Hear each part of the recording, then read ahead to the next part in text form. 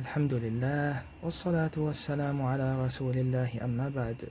من جديد الكتب للتوزيع المجاني في تركيا 3 كتب. الكتاب الأول: العقيدة الصحيحة وما يضادها، للعلامة ابن باز رحمه الله تعالى. والثاني: كيفية صلاة النبي صلى الله عليه وسلم، للعلامة ابن باز. الكتاب الثالث: شرح كتاب التوحيد، شرح الشيخ الدكتور صالح الفوزان. قال ابن المبارك رحمه الله: لا أعلم بعد النبوة درجة أفضل من بث العلم. فحفظكم الله، من لديه صاحب أو جار ويريد أن يعطيه من هذا الكتاب ليتعلم، فيمكنه طلب هذا الكتاب.